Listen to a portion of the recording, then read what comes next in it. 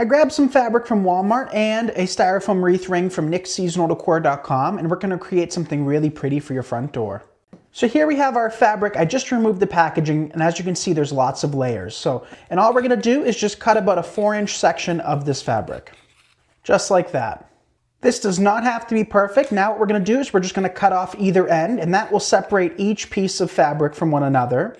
Take about half of them or so. We're going to take our scissors and we are going to cut those in half one more time. We do not need big pieces, nor do we need perfectly symmetrical pieces, and you're going to see why as we start to work these in. And we can begin working in our fabric. So I'm just going to place a piece of fabric right on top of the wreath. We're going to use a pair of scissors. Make sure they're not pointy, and all we're going to do is poke that right into the styrofoam. No hot glue needed for this project, and then you can just kind of fluff them up. Essentially what we want is a bunch of those little ruffles on top of the wreath, and if you are using different colors, you'll just alternate between each color so that you have some differences, but I really love this shade of purple.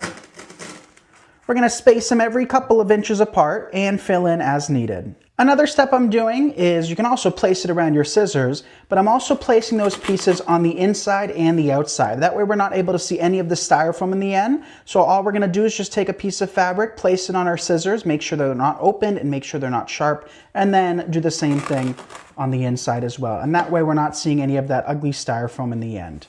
Now let's make a simple little bow for our wreath. I'm using this Swiss dot in a beautiful lilac color. All we're going to do is a simple little bow tie. We're going to come back in with one more little loop in the middle and 2 long tails down below. We're going to secure our bow with a piece of wire.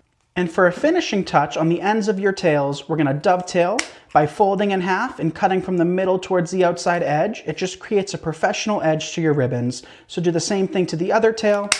And you can either just poke the bow right into the styrofoam, which is what I'm going to do. I'm going to snip that wire a little bit shorter, or you can wrap it around the wreath. Pull your tails down, and here is how it turned out, and I absolutely love it for spring. You can do this with any color fabric, paper, whatever you decide will be beautiful. Head to Dollar Tree and pick up fabric in the crafts section. Take the frame and a pencil. Flip the frame on the back side of a piece of fabric. Use a ruler or a paint stir stick to draw horizontal and vertical lines off the 4 corners of the frame. Create boxes the same depth of the frame from these marks. Cut on the marks with scissors or fabric roller and draw more cut marks as fabric is removed. Next, cut a diagonal line on the corner box cut marks and Mod Podge that fabric to the corners of the frames. Fold the fabric over on itself and then Mod Podge the rest of the fabric to wrap it around the exterior of the frame. Draw and cut diagonal lines in the center of the frame. Then take that fabric to wrap the interior side of the frame with Mod Podge. Once the Mod Podge dries, reassemble the frame and add your photo of choice. I'm gathering up 10 fabric handkerchiefs. Now I'm preparing the handkerchiefs. With good side facing down and the tips positioned at the top and bottom, I'm folding each side of the handkerchief towards the center, overlapping each other until they resemble an ice cream cone shape. Grabbing a white zip tie purchased from the Dollar Tree, I'm winding it around the handkerchief on the outside of the hoop, then tightening it just enough so I can still adjust the handkerchief.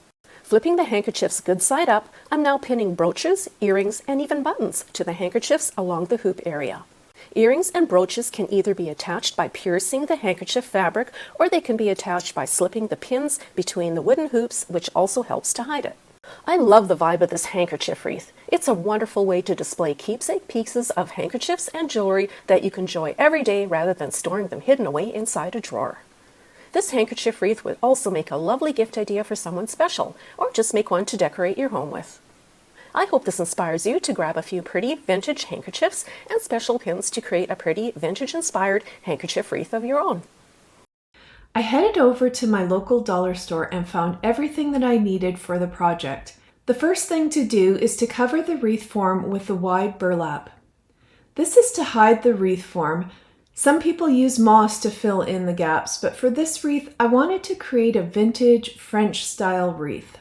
Lay the burlap ribbon all along the top of the wreath form and cut a little bit extra so that you aren't short. Flip the wreath form over and carefully glue the burlap to the back of the wreath form. The burlap will also keep the wreath from scratching your door. Next, we're going to prep the pots by poking holes in the bottom of the pots with a pencil. Now we're going to age the pots with paint. This is where the French theme comes in. If you've ever seen some of the vintage pottery from France, it has more of a grayish beige undertone rather than the orangey tones of terracotta. Just mix white acrylic paint with water. You can use a sponge or paper towel and dab on the watered down paint all the way around the pot, the bottom, and the top edges.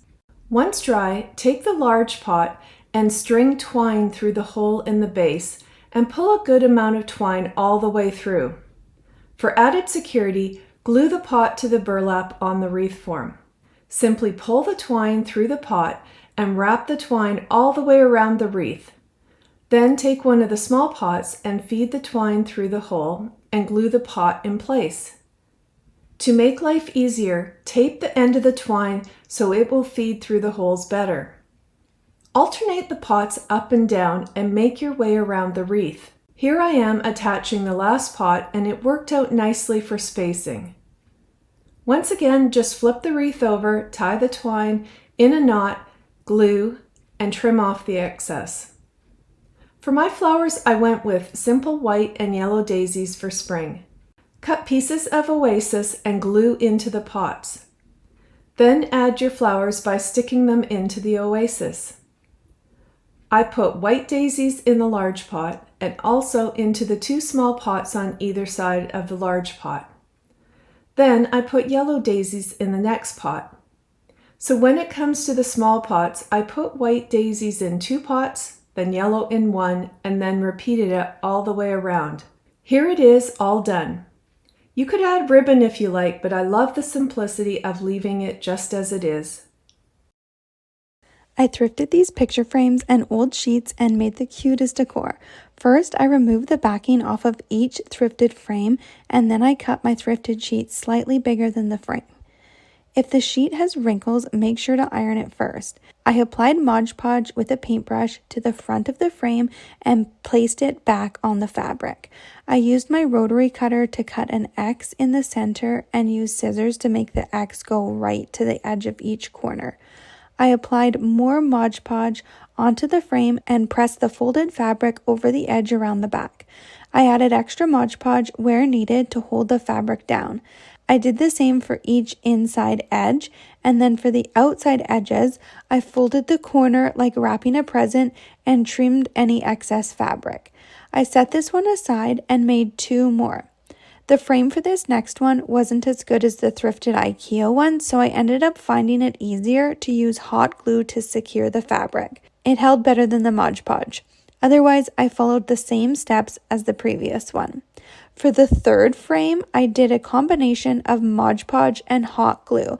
I liked that the hot glue hardened right away so you could really pull the fabric tight.